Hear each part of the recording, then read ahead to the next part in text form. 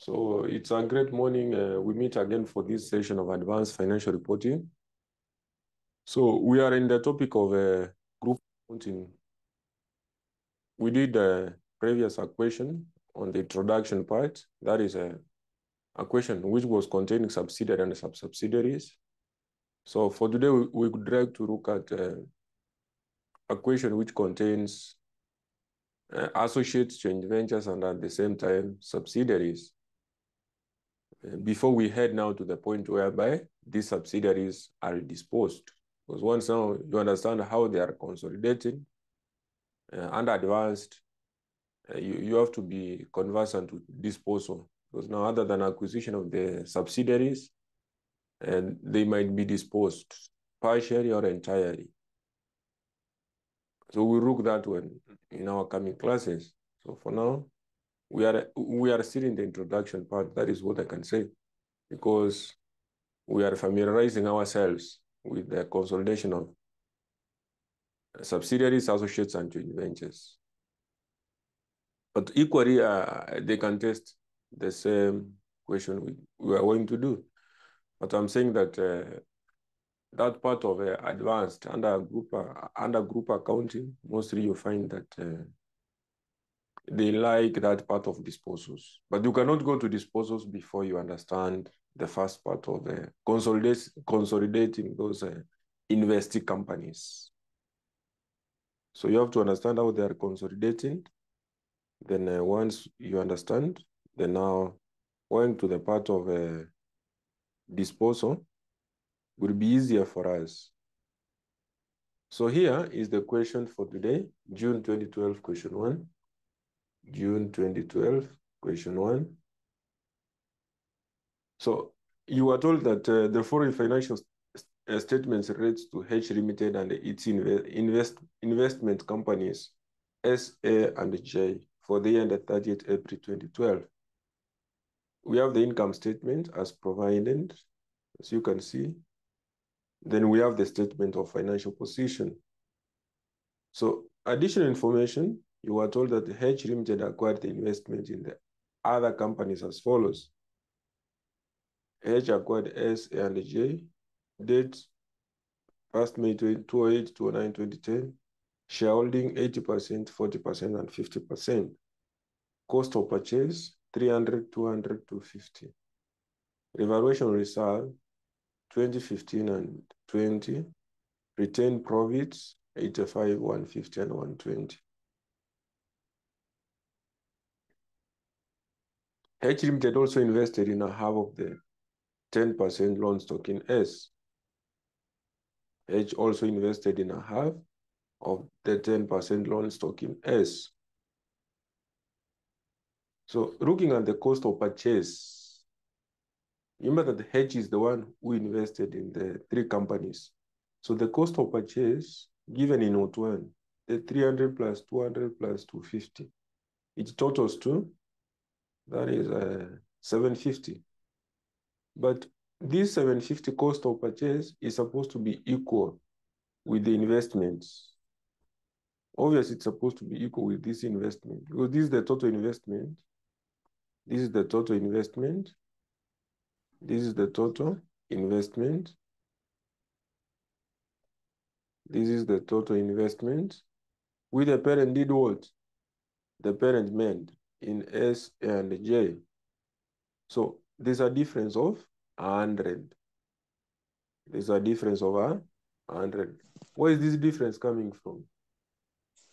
Because if you check on this cost of purchase here, it's 750. But the investment given in the statement of financial position is 850. So there's that difference of 100.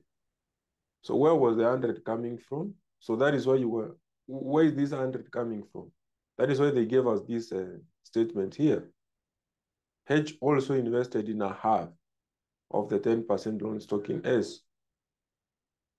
H also invested in half of the 10% loan stock in S. So the 10% loan stock in S is 200. So they also invested in a half of this. So half of 200 is 100. So the half of 200 is 100.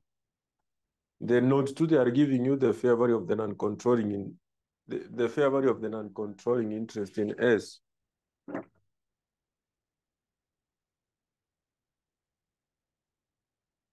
So the fair value of the non-controlling interest in S.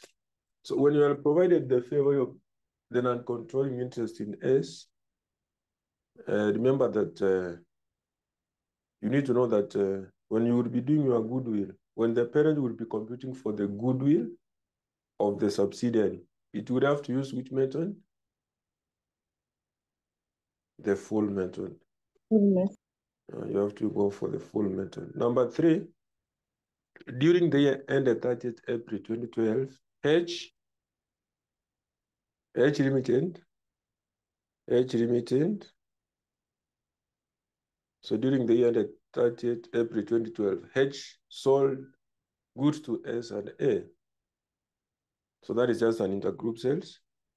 That is just an intergroup sales. So the profit margin right now, when H was selling to S, he sold at a selling price of 100, making a profit of 30%.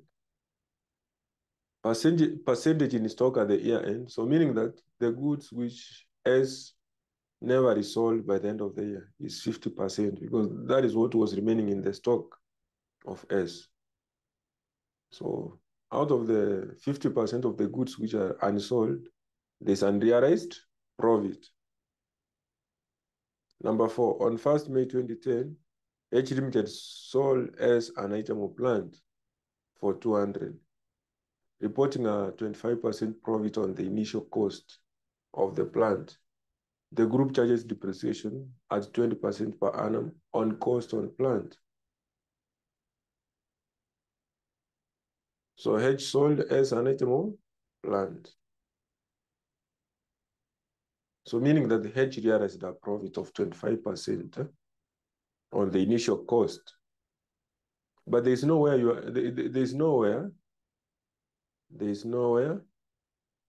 have mentioned that. There's nowhere they have mentioned that. There's nowhere they have mentioned that. There's nowhere they have mentioned that S resold. There's nowhere they have mentioned that S did what? S resold that asset. And we always know that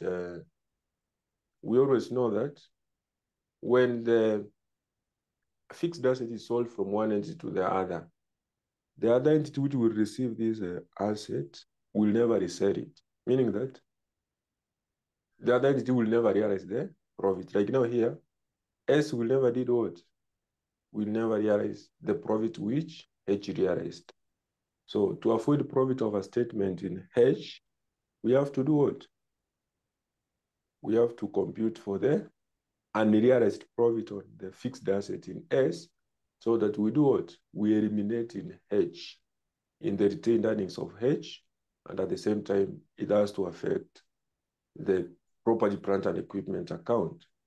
So whereby we say debit retained earnings, credit PPA account.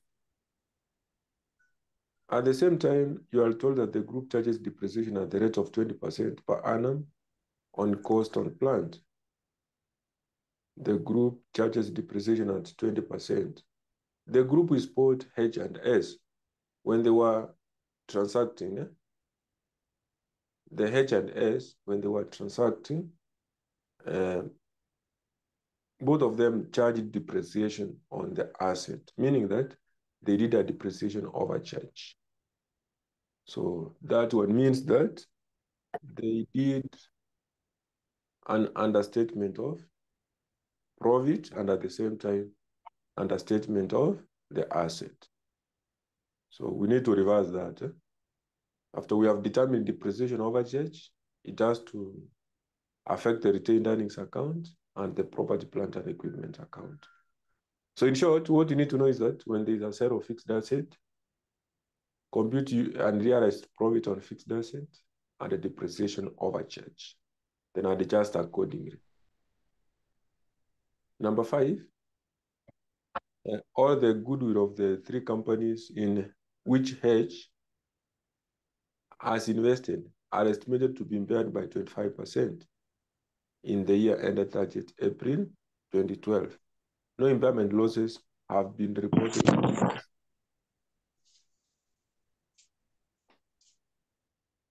Number 6, included in trade. So number 5 is all about impairment. Once we do the goodwill, we subject those goodwill to an impairment.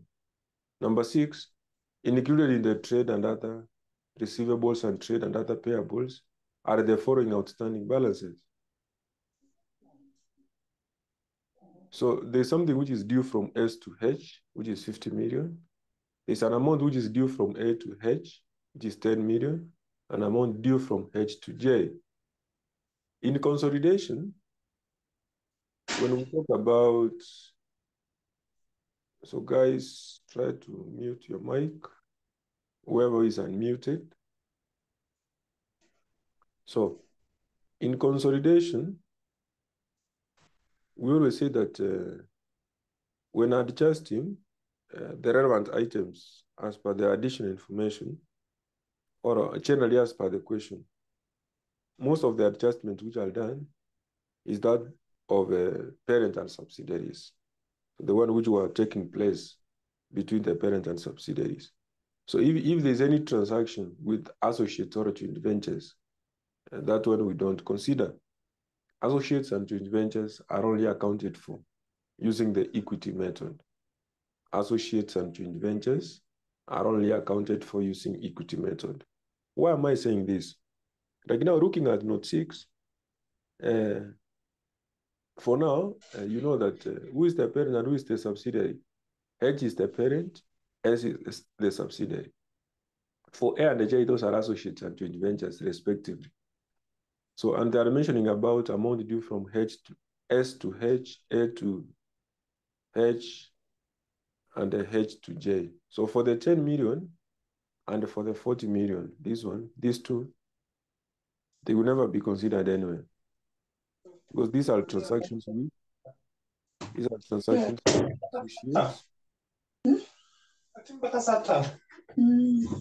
Emery, mute.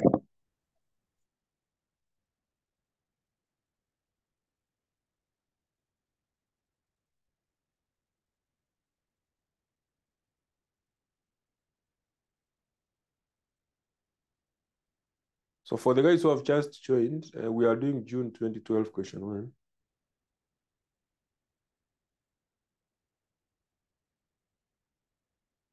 And I've shared the relevant past paper to the group.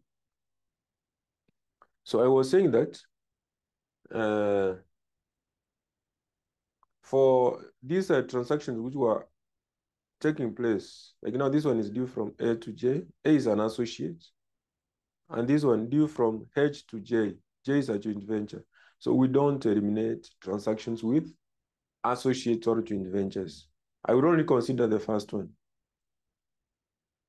And when there's outstanding balances between those two companies, parent and subsidiaries, and you will find that this amount has not been settled by the end of the year. This amount which is outstanding, the amount outstanding, and between the parent and subsidiary, that is, and the amount has not been settled by the end of the year. We don't have to carry it forward to the next financial year. We always say that the amount must be done what? Eliminated in the current year. So we have to eliminate an outstanding balance. We have to disregard an outstanding balance by crediting trade receivables, meaning that deducting under trade receivables, the amount which was outstanding, and at the same time, debiting payables. That is deducting the amount which is outstanding between the parent and subsidiary under the trade payables. So you minus under the receivables, you minus under the payables. So if there's any cash in transit, again, it has to be put into consideration. Like now here, there's this sentence they said, in the books of S, the amount due to H was shown at 40 because S had sent a check for 10 million. Had sent a check for 10 million. So remember that who was supposed to pay the other entity? S is the one who was supposed to pay H 50 million. But they are saying that in the books of S, the amount due to H was shown at 40 instead of what? Instead of 50. Because S had already done what? Had already paid 10. Had already paid 10. It's only that the amount had not been recorded. So meaning that this amount, yes, was paid, but it has not been recorded by H, meaning that this amount was charged on transit by the end of the year. So we need to record by adding that amount to the bank, our bank account, and we reduce the trade receivables. The debtors balances have to be reduced by the 10. Number 7, the group uses full goodwill method and a proportionate consolidation as per IS 31. So already we know that when I will be doing the goodwill of the subsidiary, I will have to use the full method because of this statement which was provided here. Because the NCI in S, which is a subsidiary, has been stated at fair value. So it's not a must that they could have provided note 7. Number 8, all dividends and interest had been paid by the end of the year. Had been paid by the end of the year. So they need 2 statements. They need us to do the presentation of an income statement, and we do the statement of financial position. We do the statement of financial position.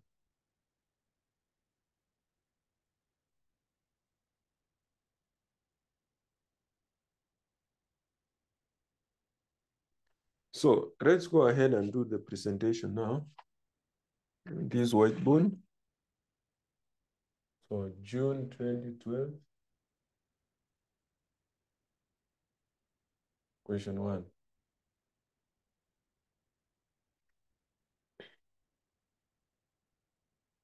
So obviously, the first thing you have to draw is the structure and shareholding. So you mentioned about structure and shareholding. So structure is all about H. Acquired how many companies? 3 companies. S, A, and J. S, A, and J. So the percentages.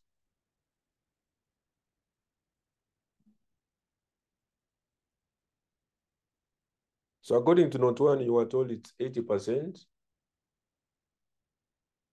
40%, and we have the 50%.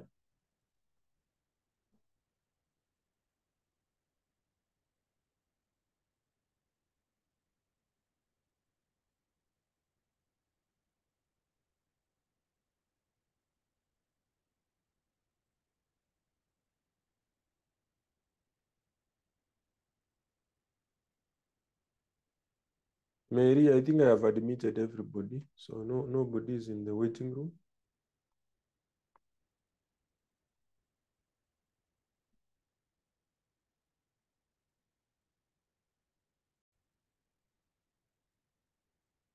So the structure is this way. H acquired S, A, and J.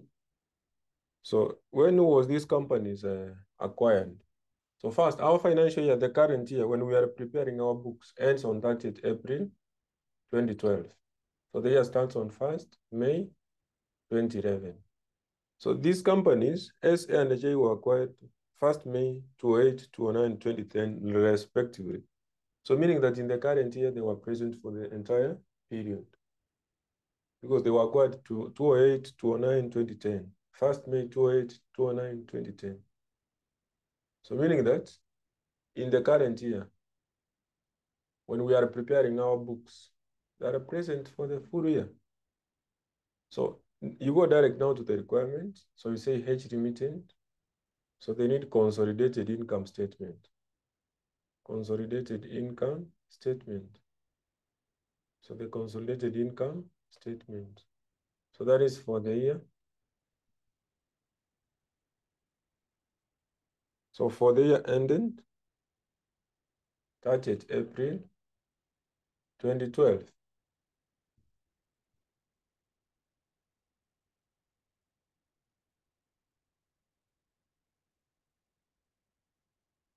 April 2012. So here, you always consolidate your statements, or the parent consolidates S and J as per the income statement which is provided and the statement of financial position. So like now, for us to consolidate this income statement, you know that we follow the way this statement is given here. We start from revenue going to the cost of sales, investment, distribution cost, administrative expense, then we introduce impairment somewhere under these expenses.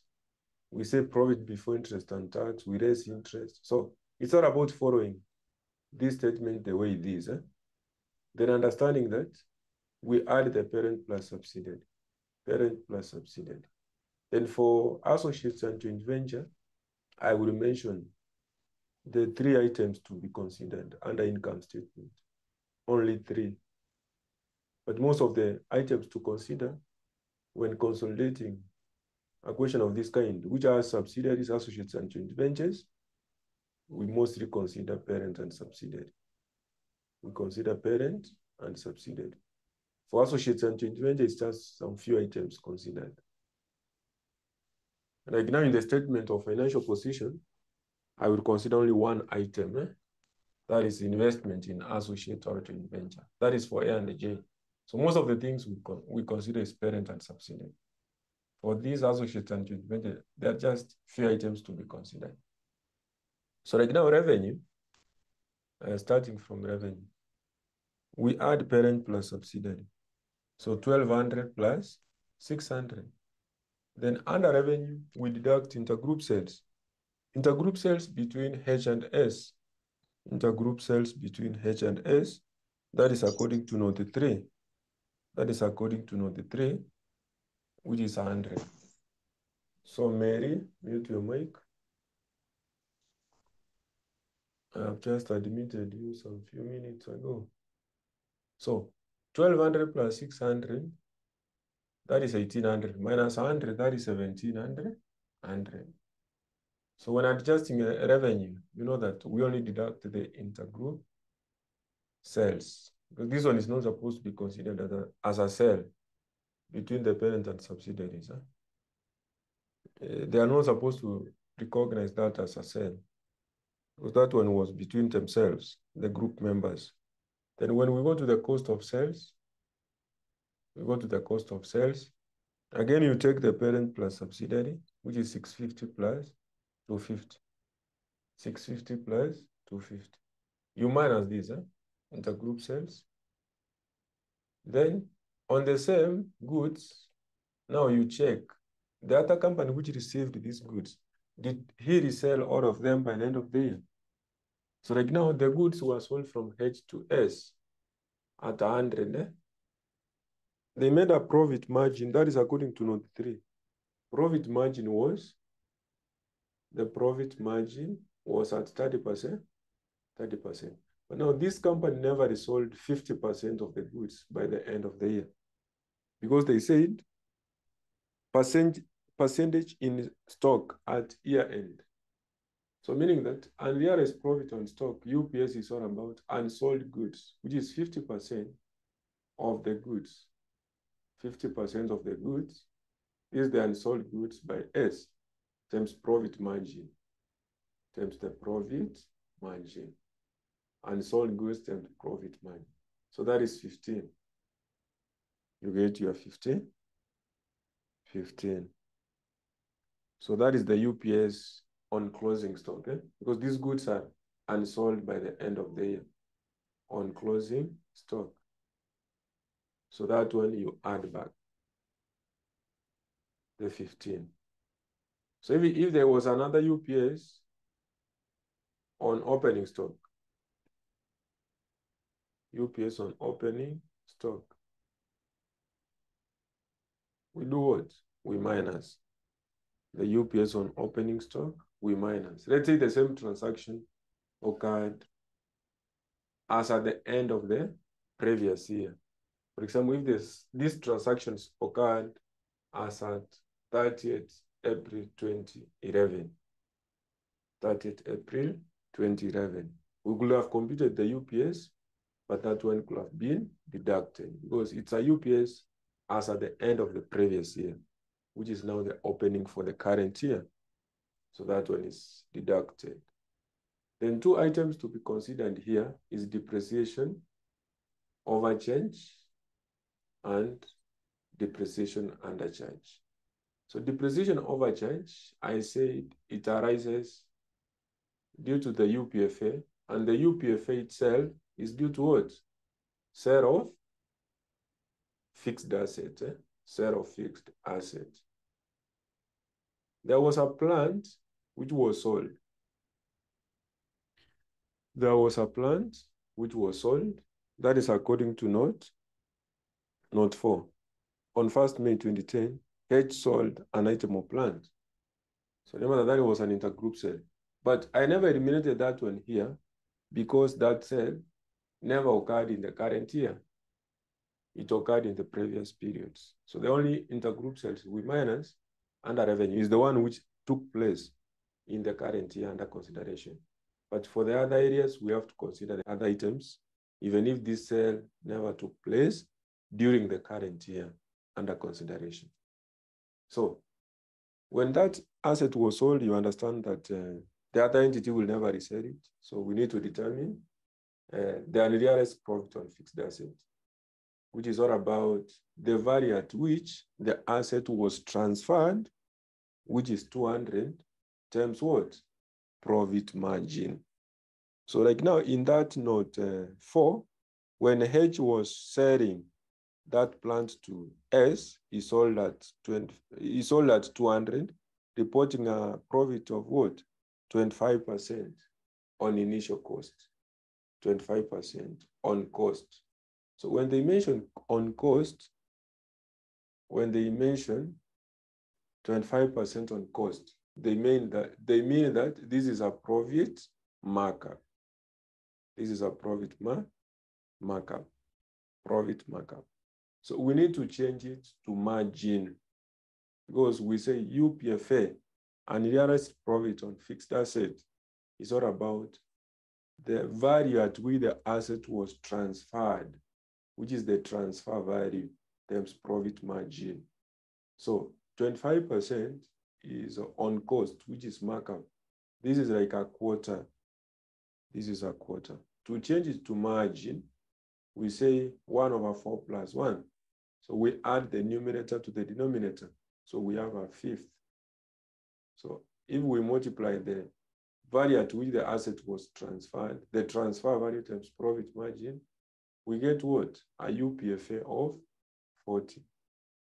But I was looking for what? Depreciation overcharge. So for depreciation overcharge, I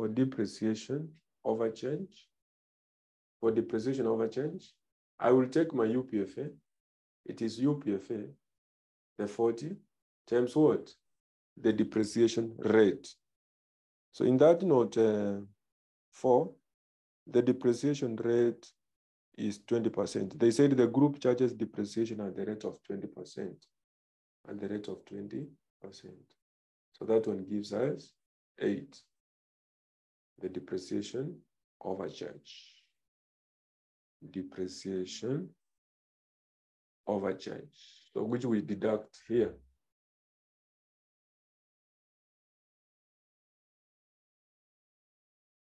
The 8. So if there was depreciation under change, we could have added. And how does that one arises? For depreciation under change, it arises due to a revaluation gain. If you have a revaluation gain, you have to go ahead and compute what? Depreciation under change. If the asset is depreciable, Anyway, the asset which is not depreciable is only land. So all the others are depreciable. So you go ahead and compute depreciation under change. So revaluation is the difference between what? The fair value of an asset and what? Carrying amount.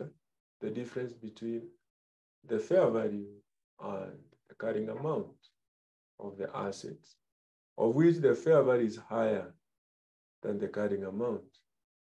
The fair value is higher than the carrying amount. So in some cases, you know that you can be given the fair value, but again, you are provided with the carrying amount. You take the difference. Or you can be told that the fair value was in excess of the carrying amount by a certain figure. That figure is your revaluation gain.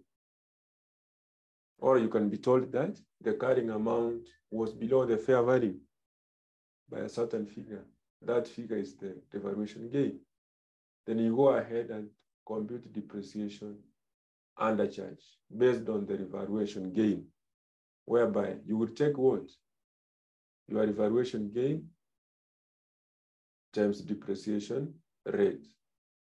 Or if you are provided with the remaining useful life, you take your revaluation gain, you divide the remaining useful life. So up to this point, what are you getting? 650 plus 250. That is 900 minus 100. 800 plus 15, 815 minus 8, 807. Are we together?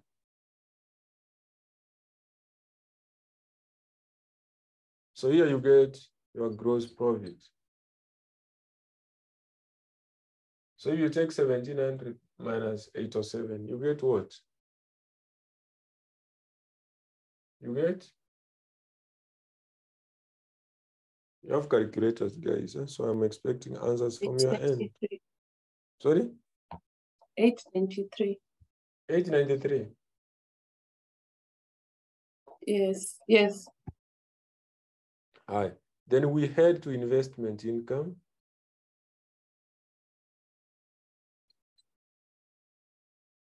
So for the investment income, you take first the parent plus subsidiary, 85 plus 2. Then what am I supposed to consider here under investment income? So under investment income,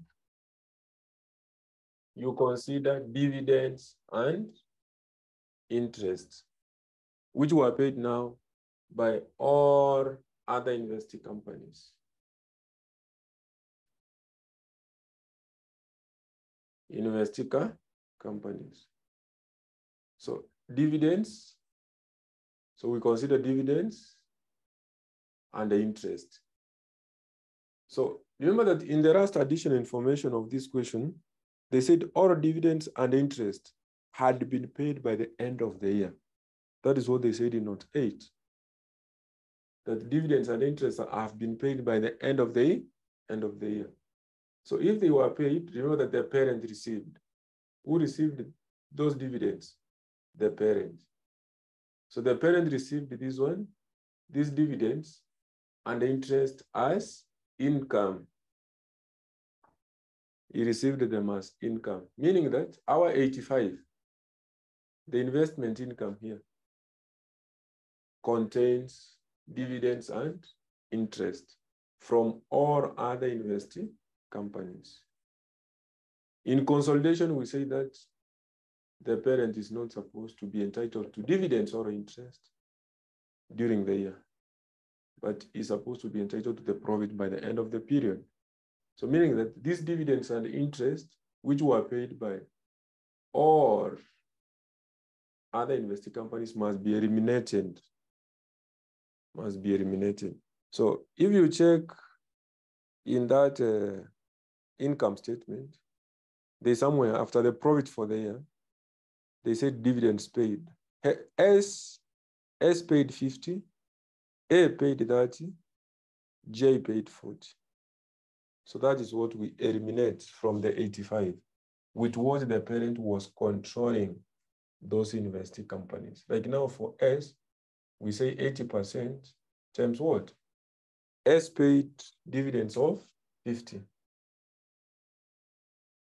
minus 40% of what? A paid, here we consider all of them. A paid a dividend of 30 minus 50%. J paid a dividends of 40. And finally, there was interest based on the investments which H made in the loan stock of S. Remember that the loan stock in S, the 10% loan stock in S, 10% loan stock in S, 10% loan stock in S was 200. So they invested in a half of this. That is what they said in note 1. The sentence which is just in note 1, after those figures which are provided there, they said that H Limited also invested in a half of the 10% loan stock in S. So in a half of the 10% of 200. So in a half of this, so we have 10. Because this is a half of 200 is 100 times 10%. That is 10. You minus here. You can say a half of 200 times 10%. So that is the interest. So those are the dividends and interest to be eliminated from the 85.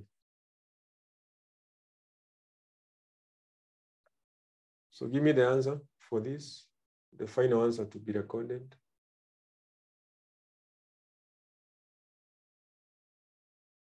Then from there, other items is just direct. The others are just direct because like now distribution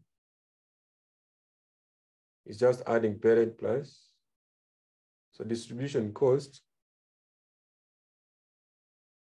is just taking parent plus subsidiary. 100 plus 40, you get 140. Admin the same.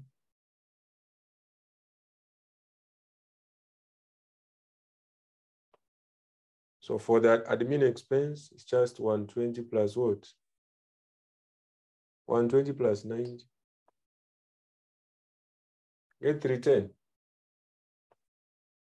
Or 210.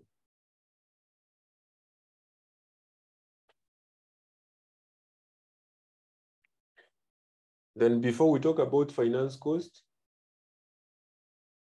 we introduce what? The aspect of impairment. Before I talk about finance cost, I introduce impairment clause. And this one would be based on the working to be done. And specifically the working on what? Goodwill. So for this one, we skip a space there first because goodwill we'll have to do later. We'll do later. Then we go to the profit before interest and profit before. So we say here, profit before interest and tax. Profit before interest and tax. So remember that this is the answer from here. We cannot be able to get this one because we don't have the impairment. We can't compute anything. So then we talk about interest because I've said profit before interest and tax. I talk about interest, which is finance cost. So finance cost, as provided in this income statement, is just 40 plus 20. Again, we have to deduct this interest. The investment they made, the 10% investment in the loan stock. So this one gives us 50.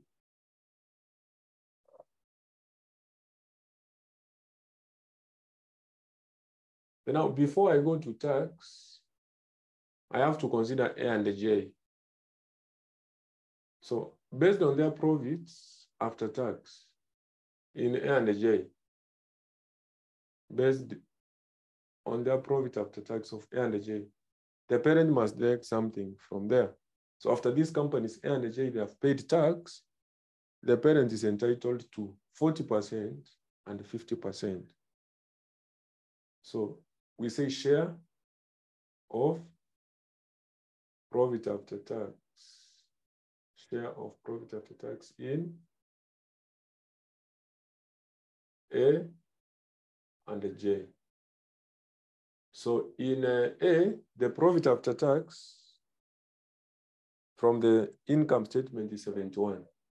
So the parent is supposed to take 40% of 71. And in J, the parent is supposed to take 50% of the 111. So up to that point, we say profit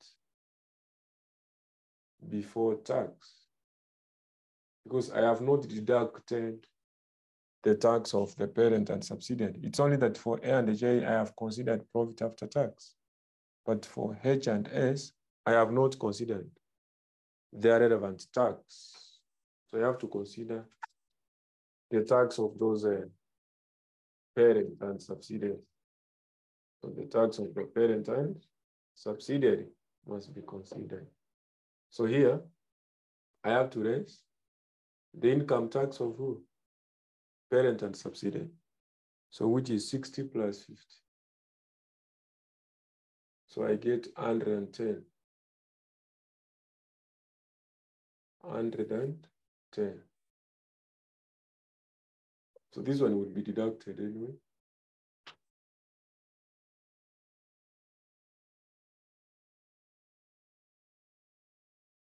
So what about 40% of 71?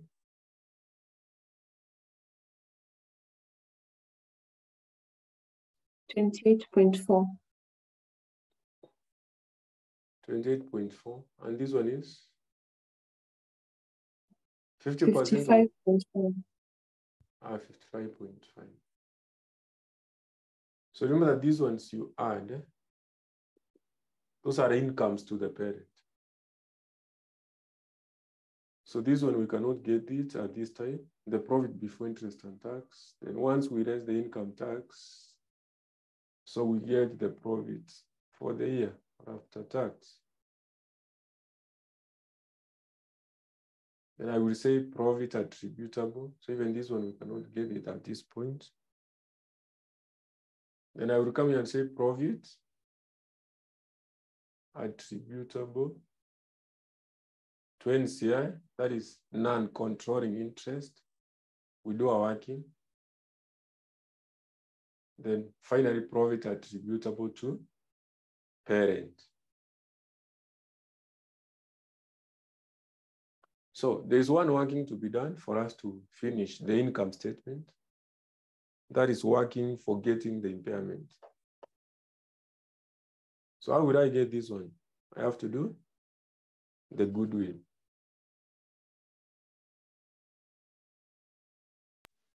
So I have to do the goodwill. So whereby we say that goodwill is all about purchase consideration. These are working. So our income statement ends at this point. So what I'm doing next is workings. So purchase consideration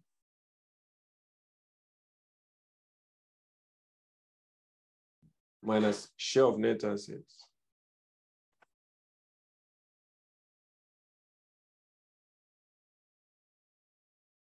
the share of net assets. So for me, I can decide to get the net assets first. For my equation to be easier, for my working to be a bit easier, let me get the net assets. I want to get block figures to be used in a direct way, other than doing one by one.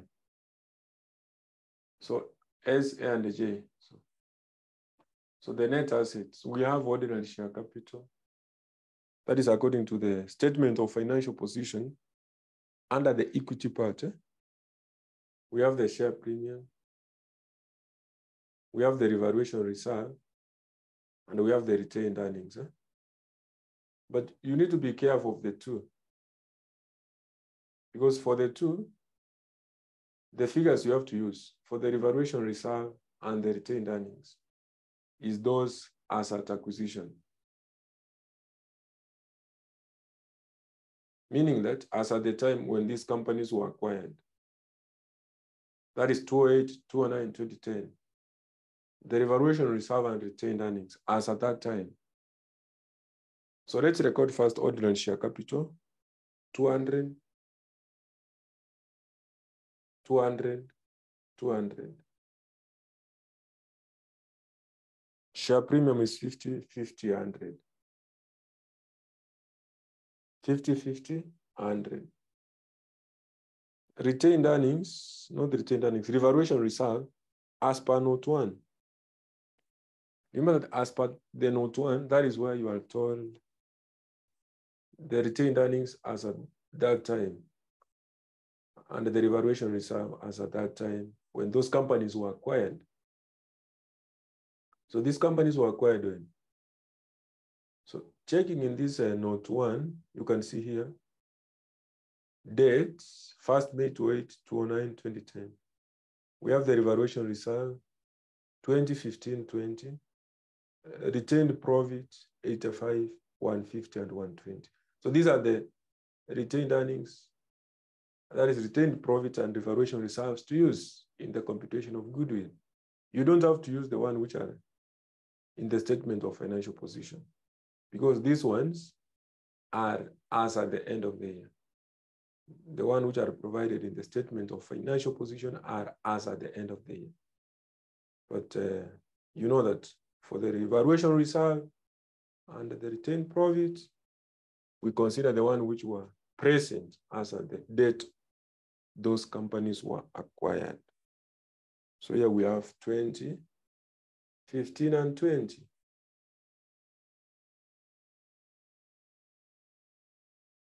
Then here we have 85, 150, and 120. So what you do, give me the totals.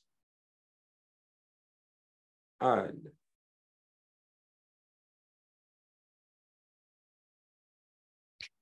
I think you are understanding what we are doing. So add, and give me the answers.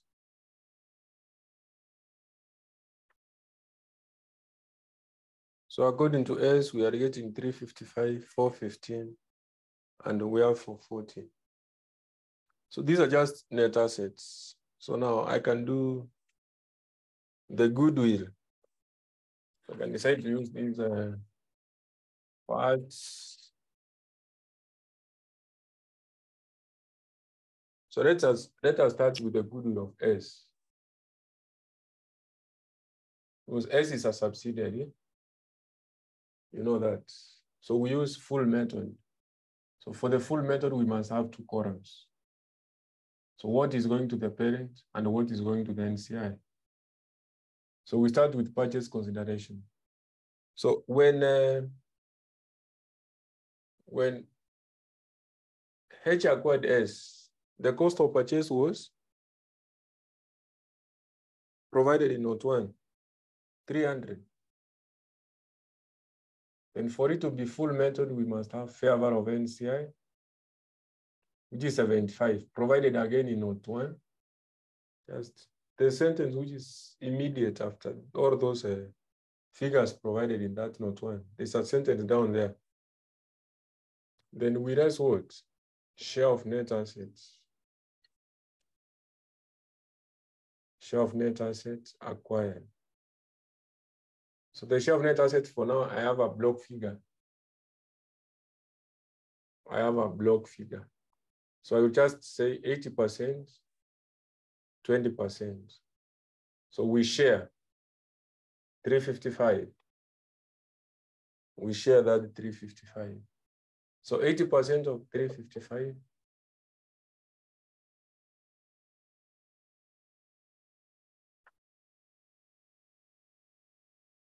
$80 of 355.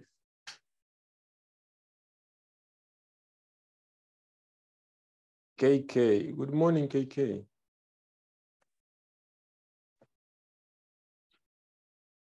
Who is KK?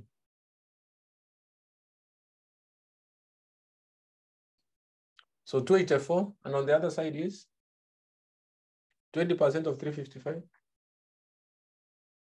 71. That is 71. So this is a 16. This is 4. So this is goodwill. So if we add here, we have total goodwill of 20. Then they said we subject to an impairment at 25%. That is according to note 5. Or the goodwill of the three companies in which Hedge has invested are estimated to be impaired by 25%. So 25% of 20 is 4 or 5? 5, eh? It's 5. So net goodwill is 15, eh? The net goodwill is 15. Kwa pamoja mpaka hapo. Because I want to do the goodwill of A and J. And for the goodwill of A and J, that one, obvious, you go for the partial method. A and J, they don't have the aspect of NCI.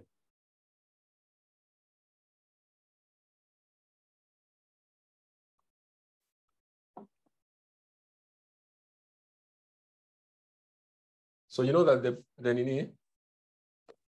you know that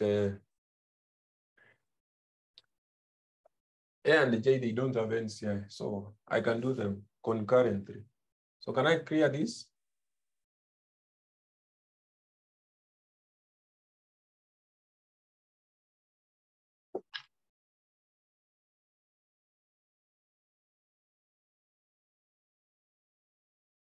So meaning that you are done with this.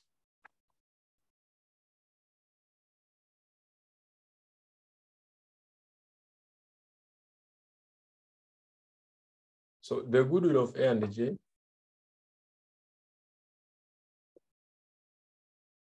so associate, joint venture. Purchase consideration. So it says that we are doing two separate companies concurrently. We are doing the goodwill concurrently. So purchase consideration, the cost of purchase according to note 1, 200, 250. Purchase consideration, not purchase consideration. We raise share of net assets.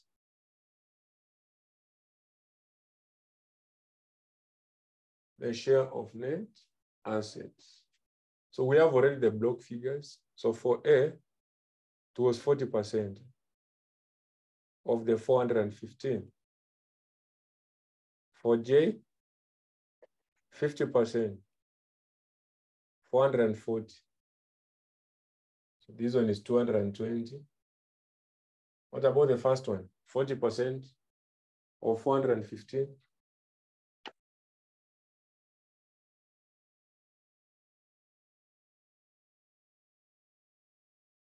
Give me the answer here.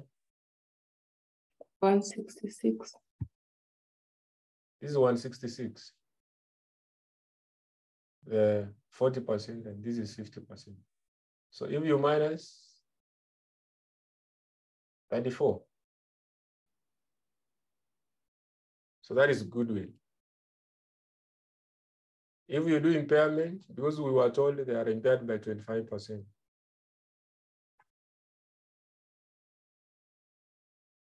So 25% of 34. And the 25% of 30.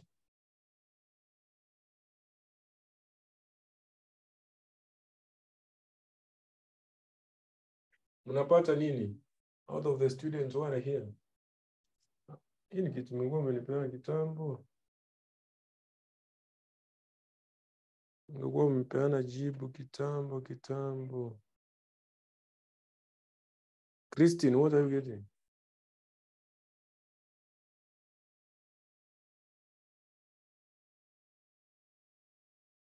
8.4 and 7.5. So 8.5.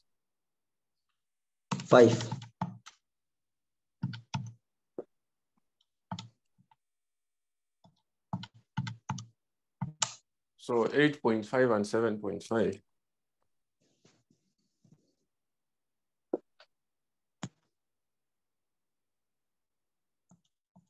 So you deduct.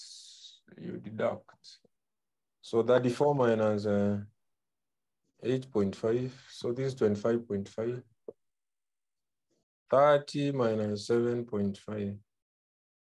22.5. So that is net goodwill. So remember that we were looking for impairment. We were looking for this impairment here. We consider again for all the companies. For S, it was 5. For A, we can see it's 8.5. And for J is 7.5. So if you add the 3, here you get 21. That is our impairment. Now I can be able to take 893 minus 140. So this one, first, this one was investment income is?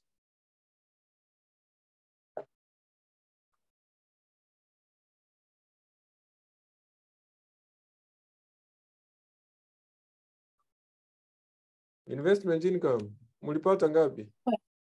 5. And this is 5. So you take 893 plus 5 minus 140 minus 210 minus 21. You get 527. 527. The profit before interest and profit before interest and tax. Then minus 50 plus 28.4 plus 55.5. This is 560.9 minus 110. This is 450.9. So we can be able now to get the profit attributable to NCI. The profit attributable to NCI. The profit attributable to minority shareholders.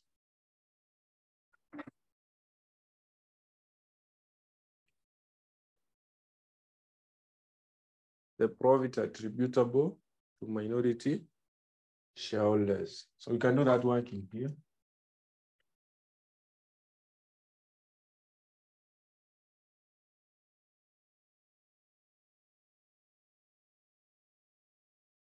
So the profit attributable to NCI.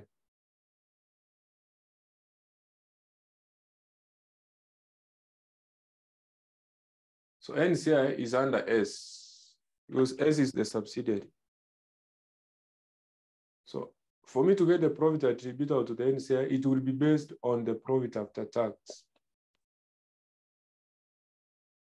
It will be based on the profit after tax of S Limited. So the profit after tax in S was, in that profit after tax from the income statement of S, the 152. The NCI is supposed to take 20% of this. But now, before I say 20% of this, I have to adjust this profit by checking if there was a UPS due to upstream sale.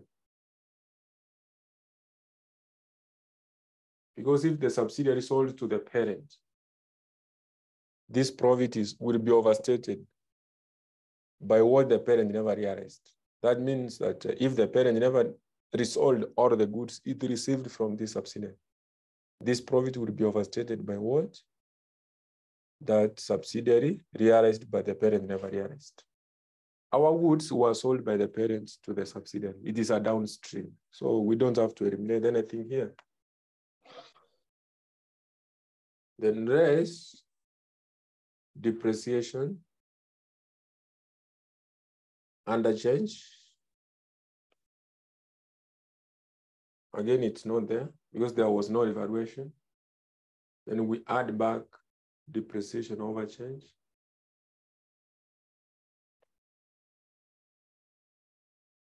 There was 8. Because if they did a depreciation over change, our profit is understated. So we add back. And finally, we raise impairment.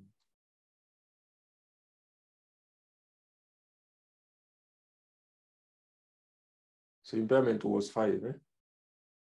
This one will only be deducted if we use the full method in goodwill. If the full method was used. Because if we use the full method, at least the NCI contributed to the goodwill which was impaired. Remember when I was doing the goodwill of S, I used the full method. We got the goodwill of the parents to be 16, the NCI 4. We did a sum, we got 20. We subtracted that to an impairment. That is what gave us 5. At least the NCI contributed to that goodwill which was impaired. That is why I'm saying it has to be full method for you to consider it here. So 152 plus 8 minus 5, that is 155. So that is what we have as adjusted profit. Adjusted profit. So that the NCI profit will be, now you take the 20% of the 155. 20%, 0.2 times 155. This is 31. That is what you put here. Then you take your 450.9 minus 31. So that you get 419. So this is 450.9 minus 31. So you get 419.9. That is the profit attributable to the parent. So when consolidating an income statement, you have seen that most of the items we have considered is between parent and subsidiaries. And most of the eliminations we have done is that of the parent and subsidiary. The only point I have considered A and J, the associates and the joint ventures, is under investment. Under investment, whereby we have deducted the dividends which they paid to the parent. Another point is under impairment and under income. So under this point here, what the parent was taking from A and J as an income. So those are the 3 areas you only consider associates and joint ventures in the income statement. All the other things other than the 3 is for the parent and subsidiary. So now, when I go to the statement of financial position, which is my next statement to be consolidated, associates and joint venture will only be considered once. By use of which method? So we have now to consider the investment in associates or joint ventures using the equity method. We get the investment in associates or joint ventures, and that one is recorded as non-current assets. So let's look at the statement of financial position.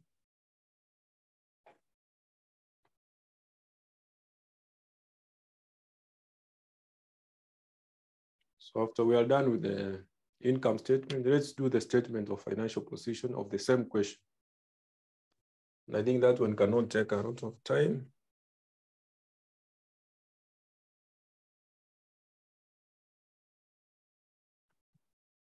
That one will not take a lot of time. So here we say, so it's all about H. H limited is the parent. So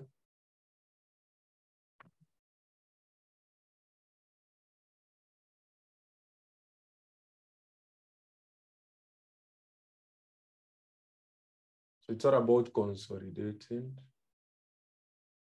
consolidated statement of a financial position.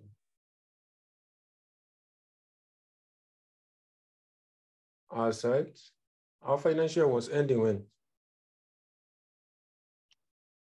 Our financial year ends when? 30th April 2012. 30th April 2012.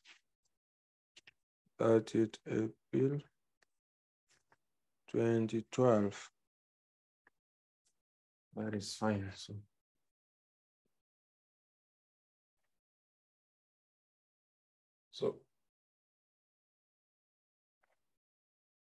So we start with non-current assets. So again, we follow the statement provided as we make relevant adjustments. So non-current assets,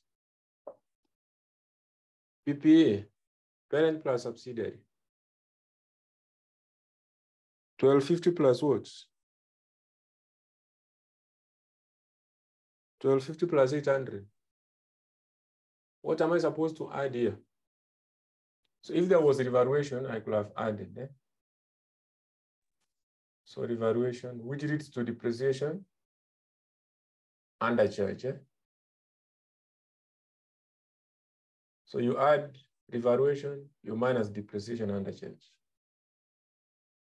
Then you minus UPFA. UPFA was 40. You remember we got this, The value at which the asset was transferred, the fixed asset. The UPFA we took the value at which the plant was sold, which is 200 times margin. We were given markup at 25%. We said this is a quarter. We changed it to margin by adding the numerators of the denominator. So that is what gave us 40. Unsold goods, that is not unsold goods because this is just an asset. The transfer value of the asset times profit margin. Then we went ahead to compute depreciation overcharge, which is based on the 40 times the depreciation rate, which is 20%. We got 8, so you add the 8. But do we have to add the 8 or we add 16?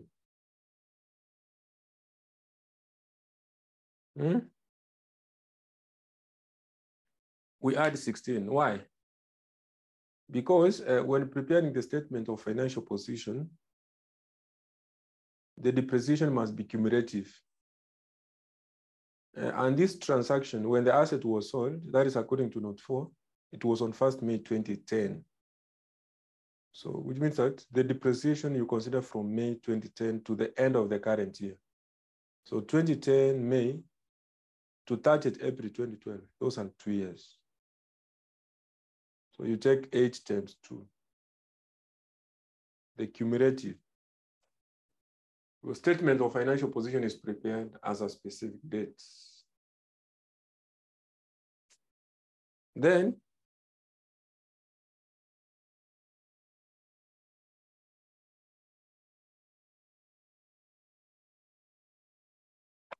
so under property, plant and equipment, the total you are getting here is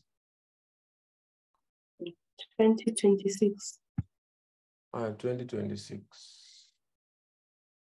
Then now we were heading to the next item as per the statement of financial position, which is provided.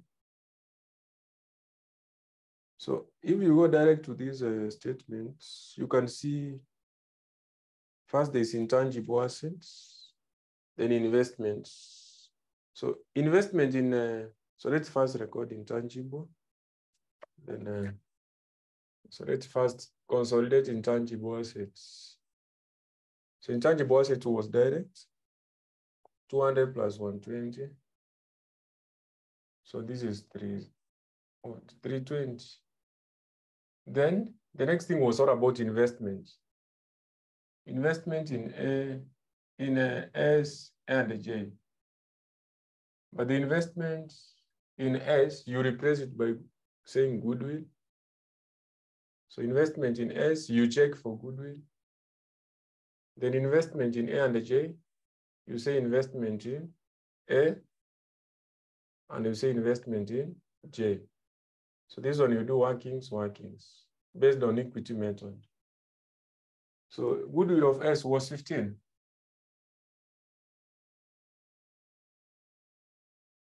So for this one, you do workings. We'll do later. Current assets.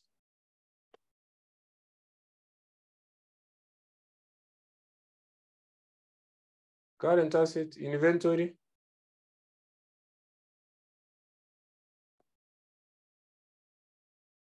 $200 plus parent plus subsidiary. And here we minus UPS. UPS was 15. Here we always minus UPS. We add goods in transit. So the goods which were in transit must be recorded by debiting inventory and your credit payables. So I will add under payables, goods in transit, but we don't have the goods in transit. So 200 plus this minus 15. That is 260. Yeah? The next, according to my question here, I can see the next is receivables. Parent plus subsidiary. 300 plus 90. Then remember the amount which was due from S to H, they said 50. But the books of S showed 40. Because S had paid what? 10. It's only that the amount has not been recorded by H. So the amount which is outstanding by the end of the year is 40. Because 10 has been paid. It's only that 10 is on transit. So here we minus 10. We minus 40, which is owings. We need to cancel these. We disregard these by crediting receivable and debiting payables. So which means that I will minus this here under receivable. And when I go to payables, I will minus the same. Because once I have minused under the receivable, I have credited. And once I will go to the payables, I will minus. Minusing under payables, debiting. Then the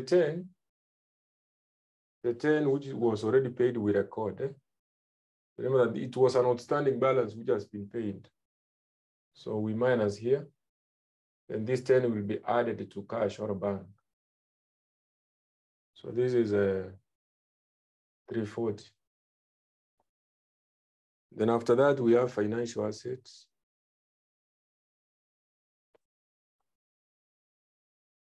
So it was direct 30 plus 20.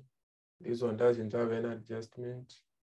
The next I can see we have cash and bank balance. So cash and bank balance, 150 plus 40.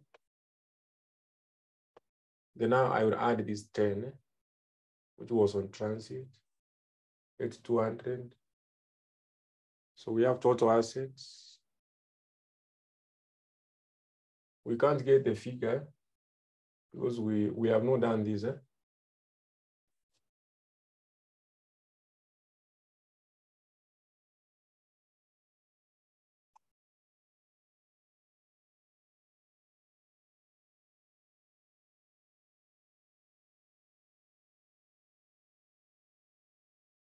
Then we talk about equities and liability.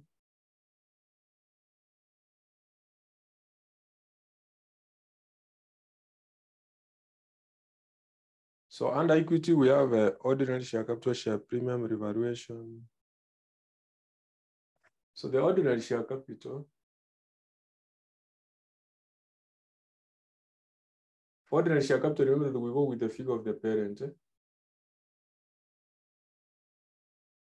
So the parent is 1,000. What about share premium? Again, we go with the parent. The parent is 300. We use the figures of the parent. For evaluation reserve, we do a working. This one again is our working. The same as retained earnings.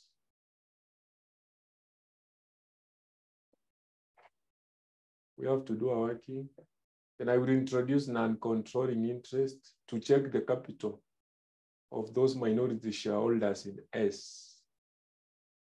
So the non-controlling interest working. So up to that point, we get total equity. We go to the non-current liabilities.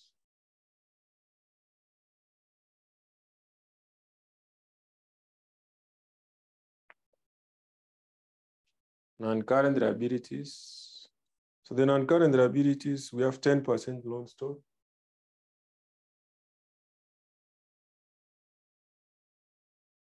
So the parent plus subsidiary, 400 plus 200, minus a half of 200. Because half of 200, half of the loan stock in S was part of the investments. So this one gives us 500. After that, we talk about deferred tax. Deferred tax is 100 plus 50. We get 150. Current liabilities.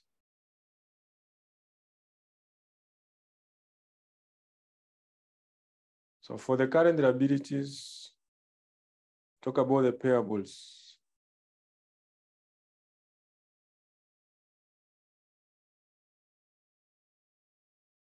So we have, according to this question, is 250 plus 200. So the only amount I would mind to say is 40. I said for us to disregard this outstanding amount of 40, which was not paid by the end of the year. We credit here, we debit payables. So crediting under receivable is deducting, debiting payable is deducting. Then if there was goods in transit, I could have added here. The goods which we are recording, this one. The one which were in transit by the end of the year.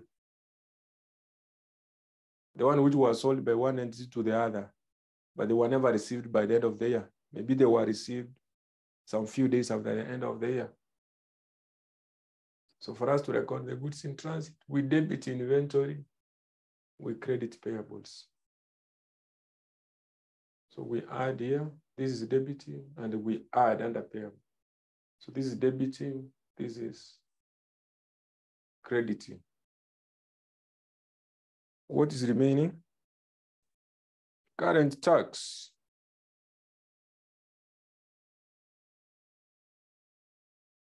So under current tax, it's just 20 plus 20.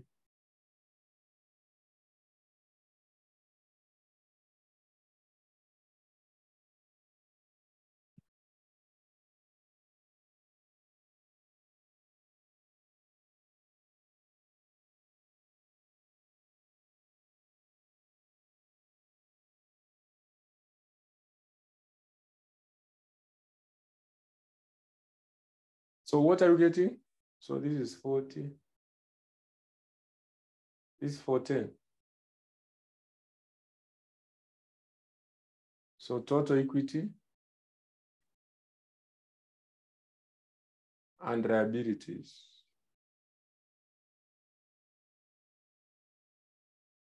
So we have 5 workings to be done. 5 out of 4. But even without the workings, if it was in exam, if you do this way, you are okay. Never waste your time doing this in your exam. Maybe if they require them. Because you have more than what they need. 1, 2, 3, 4, 5, 6, 7, 8, 9, 10, 11, 12. You have more than 10 entries. Even if they mark one entry for 1 mark, you rate the 10 out of 10. Anyway, let's do workings. So investment in A and J. You say A, you say J. So this is the equity method. You start with the initial cost of investment.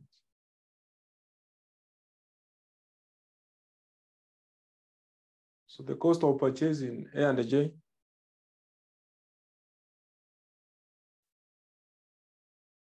The cost of purchase in A and J. 200 and 250. 250. You add back, eh? You say add share of post acquisition. Share of post acquisition profit, or we consider reserve.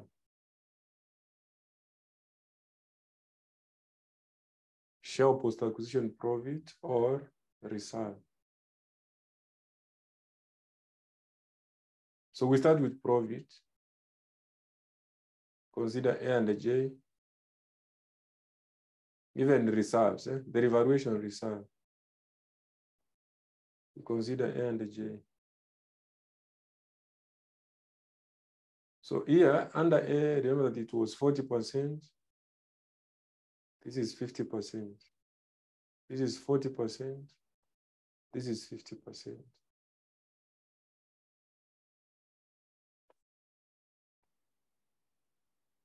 So to get posts, you take balance carried down minus balance as acquisition. The balance carried down minus the balances as acquisition. Because those balances as acquisition, like now for the profits as acquisition,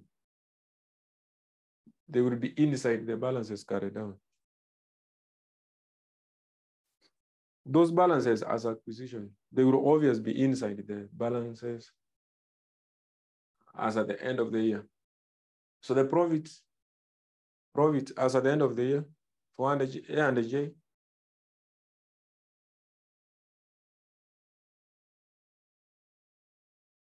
so the profit as at the end of the year, they are the one provided in the statement of financial position. 200 to 80. Reserves is 50-50. The one provided in the statement of financial position. 200 to 80. So for the profit is 200 and the 280. And this one is 50-50, the reserves.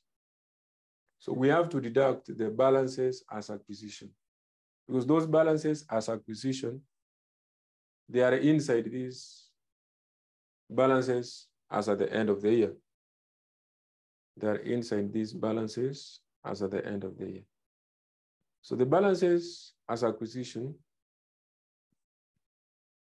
reserves, revaluation reserve and retained profit. A and J, we have the revaluation reserve is 15 and 20.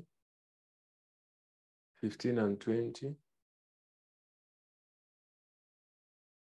And the other one is 15 and, that is 150 and 120. So for the reserves is 15 and 20.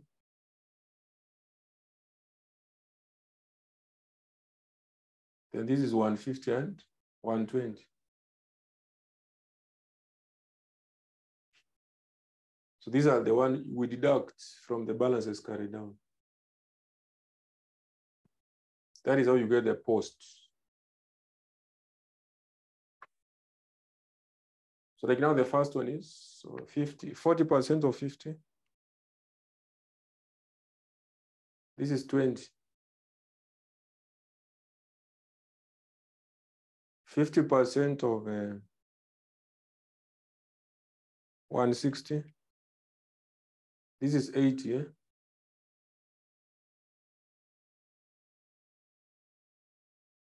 $35 times 0.4, 14. And this is 15.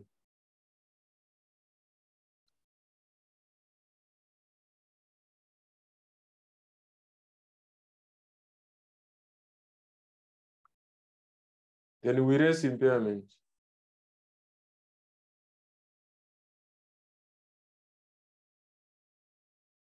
So impairment was for A and J. I remember it was 8.5 and 7.5. We did this area. So give me the net investments.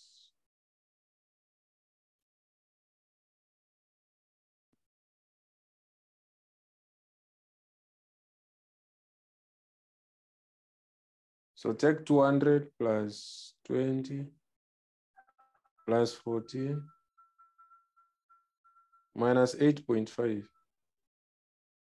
This is 225.5. 250 plus 80 plus 15 minus 7.5. This is 337.5.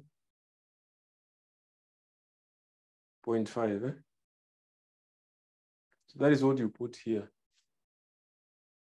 225.5.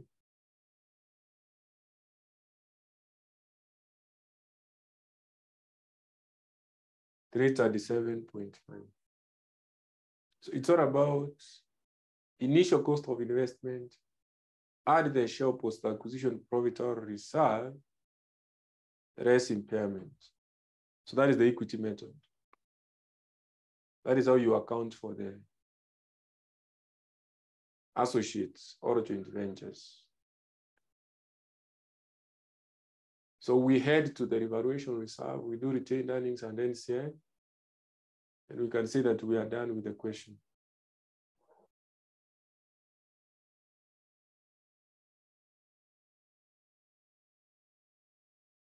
So revaluation,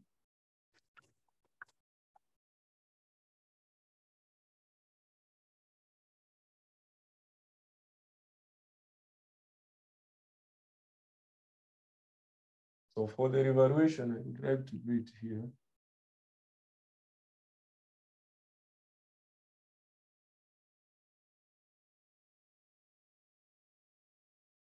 So revaluation is just a T account I will do. So we consider the revaluation, the balances given for H and S. The balances for H and S from the statement of financial position. The revaluation reserve for H and S is 250 from the statement of financial position. Then you add back the share of posts, the share of post-acquisition of A and J. So post-acquisition of A and J, the reserves we have here. So this is 14 and this is 15. The share post-acquisition of A and J. We got them here. We took the balance as carried down minus balance as acquisition times the relevant percentages. We have considered A and J. So for S, we deduct that relevant reserve as acquisition. So the pre-acquisition reserve.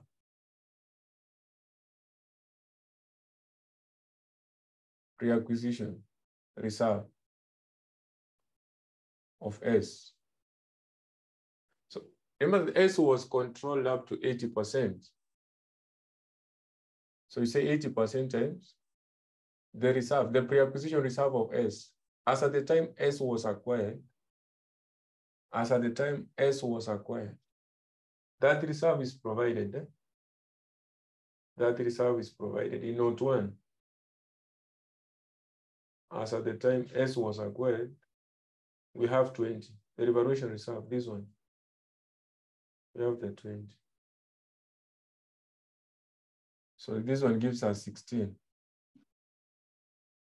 Then remember that this S was not controlled fully. And we have recorded the 50 fully here. So we have to deduct NCI. 20% of 50. That is 10. So the balancing figure, that is what I recorded there. Now, how many could have scored this? Few. How many could have scored this? There are just few students who could have scored that. But now you know how to do it. But I said that even without these workings, you could have scored everything in this question. Like now in the previous sitting, you know how they marked that paper. Very easy. Because they are sitting, they were not even saying 1 mark for 1 entry. They were saying 1 entry, 2 marks.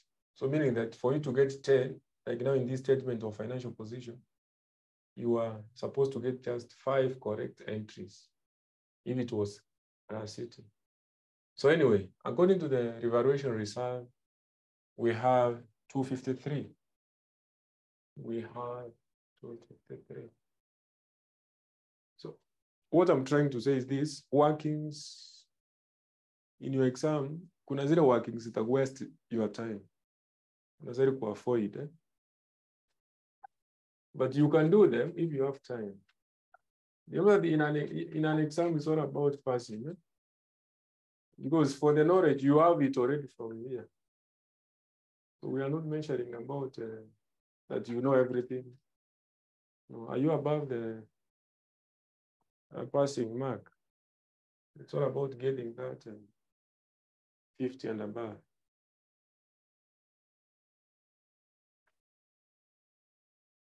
So kama ni knowledge umepata hiyo sasa, kwa exam ni kupita. So try to use all of the techniques to pass.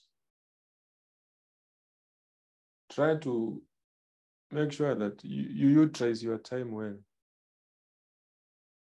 So let's do retained earnings.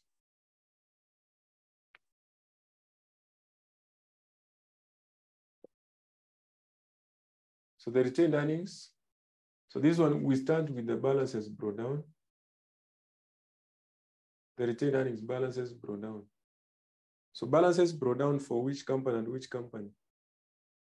H, S, A, and J. You consider all of them. You add the profit. The profit going to the parent. The profit which was attributable to the parent. We raise what? We raise the dividends paid.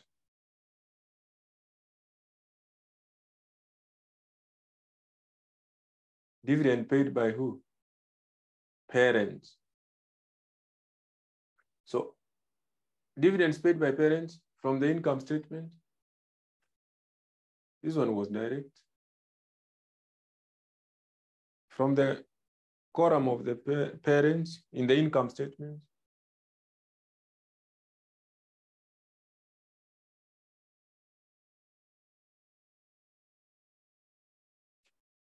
This is just balancing figure, Mary. It's just a balancing figure. I can see you're asking a question there. We have a balancing figure. So I've written in short, FG.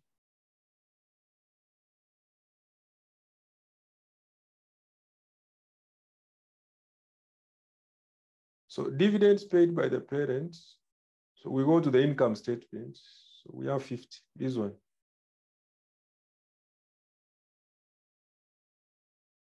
We have the 50. The profit attributable to the parent was the last item. The last item in the income statement was tulipata ngapi?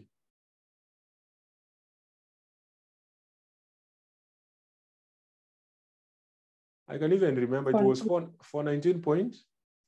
I'm just checking if you are following. For 19.9. So here we say 80%. Yes. Here we use 40%. And here we use 50. So the balances brought down as we adjust accordingly. So the balances brought down for H.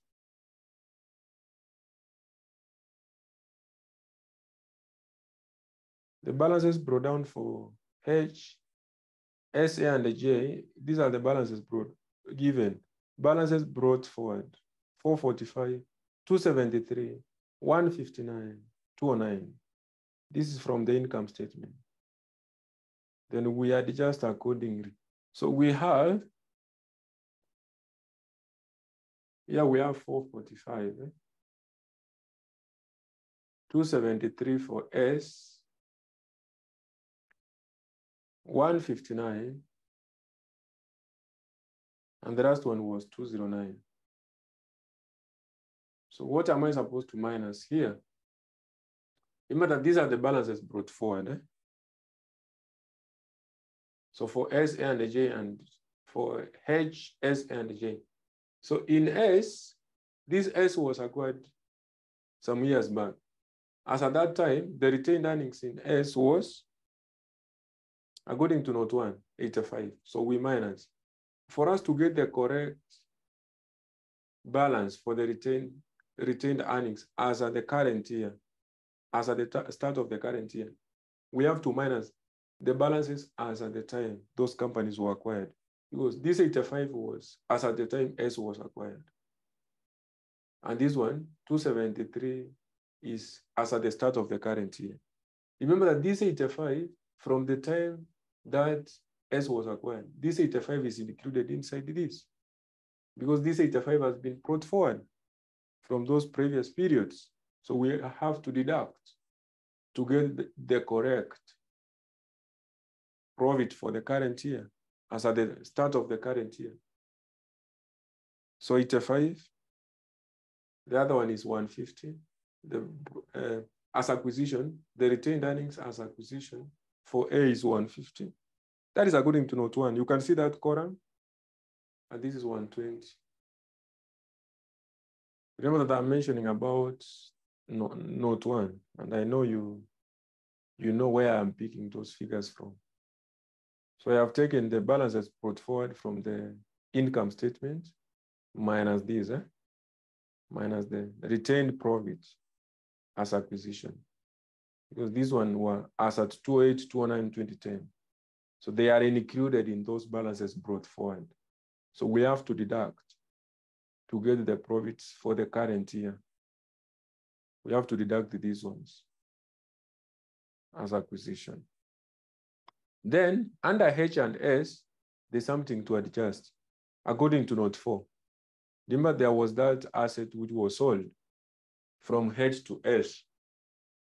When this asset was sold, who realized the profit? H. But this profit was never realized by S, because we said S will never resell the fixed asset, meaning that H, the profit of H is overstated by the 40, the unrealized profit on fixed asset, which I have to minus. Then here I will add back the depreciation they overcharged of 8. They overcharged depreciation because both of them, both charged depreciation on the same asset.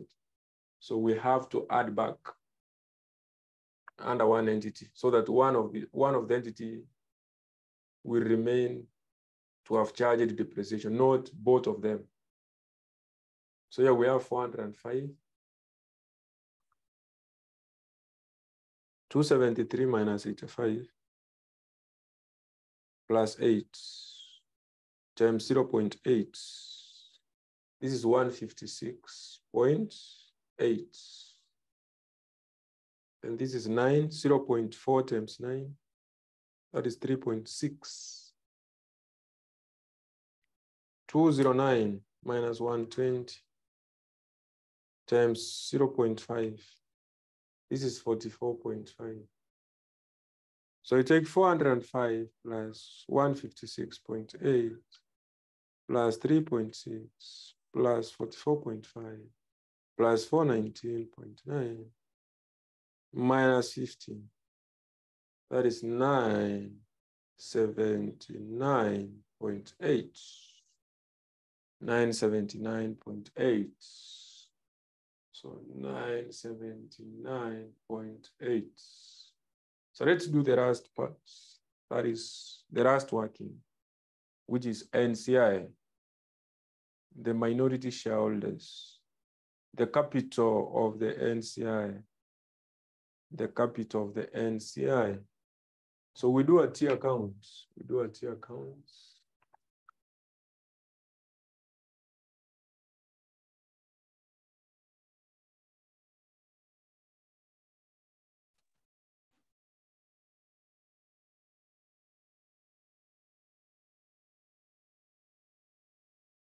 So the NCI.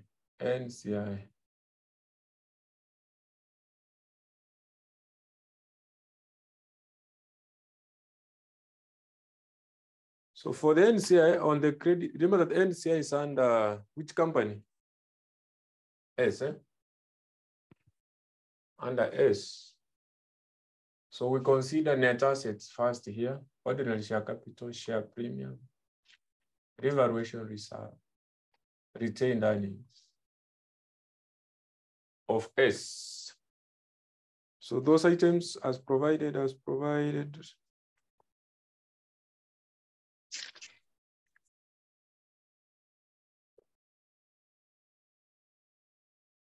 So as provided, so let me admit someone.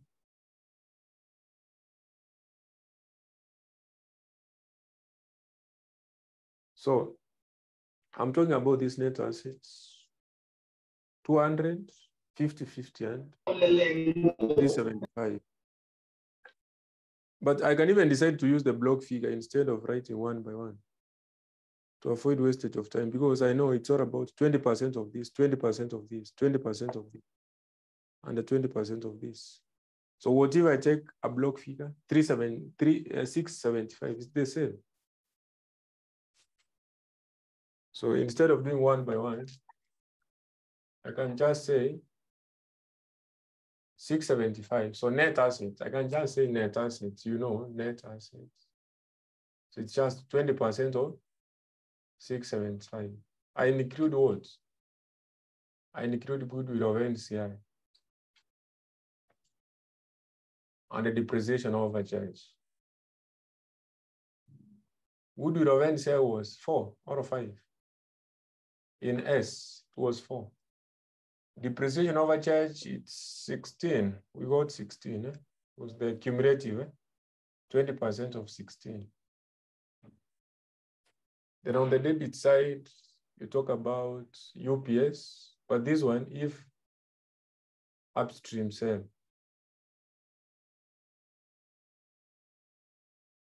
We don't have upstream sale. Sale was downstream. Depreciation undercharge.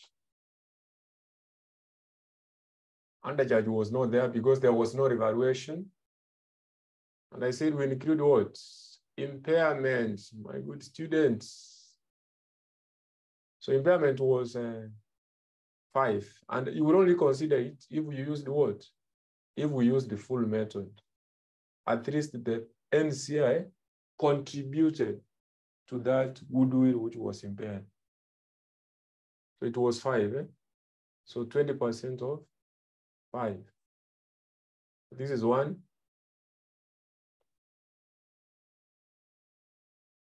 So 20% of 675.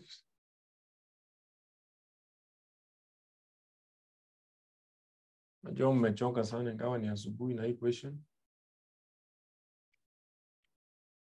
Wengine wenu mnaenda kanisa. Na wengine wenu walienda jana, si ndio?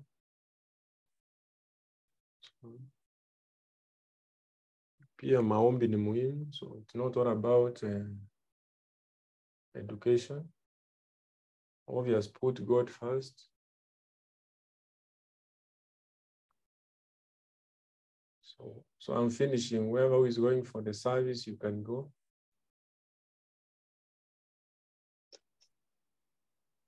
Whoever is going elsewhere, you can go elsewhere. So the balancing figure is? The balancing figure is 6, because this is 142.2. And we minus 1, eh? So we get 141.2.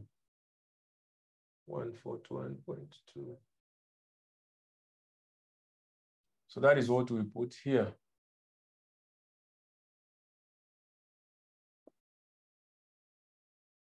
All right, so we can check if it's balancing.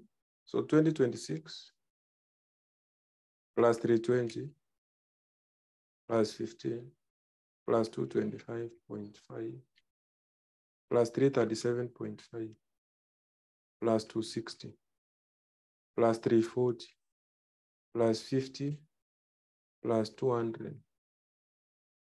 So the total here is 37.74.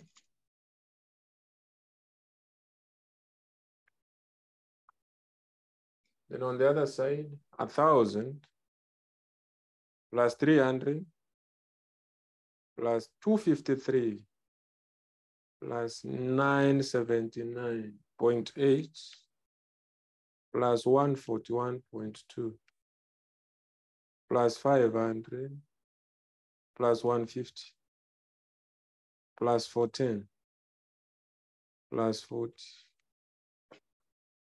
So it's balancing.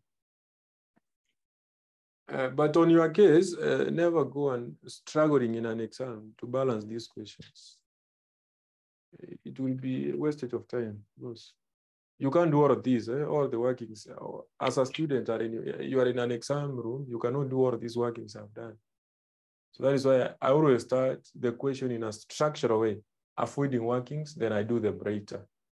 So if you can do the structural way without a lot of workings, then maybe like now the 4 workings I mentioned, you just read them, you will do other questions. And if you see there's remaining time, you come back and do some workings you can be able to manage.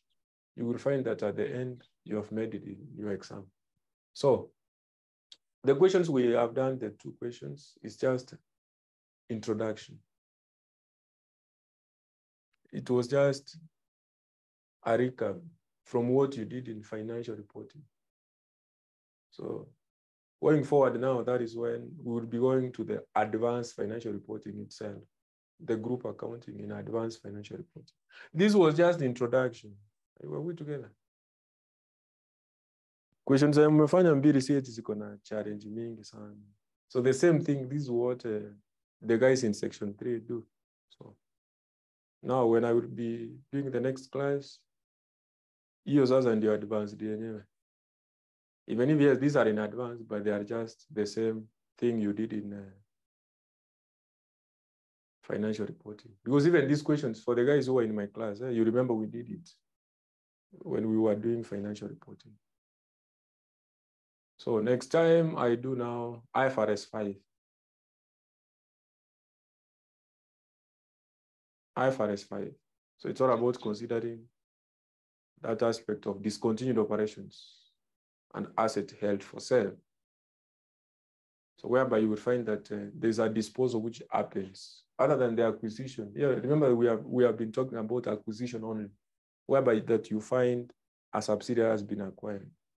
So they will acquire that subsidiary and they dispose and acquire another one. I have a nice weekend. If you don't have any question, if you don't have any contribution, so any question anyway? Any contribution? Any addition?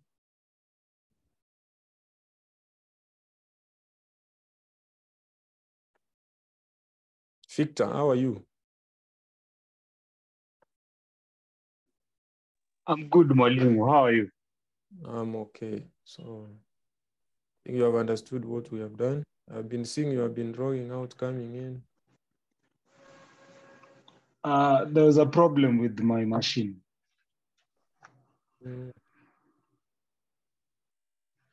Yes. Maureen, how are you?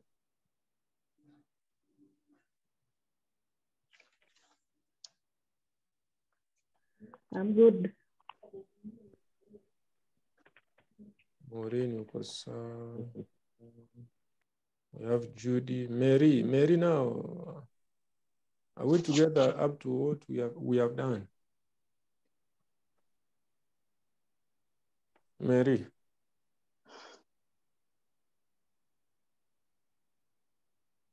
Mary, ama hauko online? Anyway, let's stop there. We meet tomorrow, 8 p.m. and Tuesday the same, 8 p.m. We do other questions. Have a nice weekend, guys. Nice weekend, too. Sawa. Thank you. I'm sorry.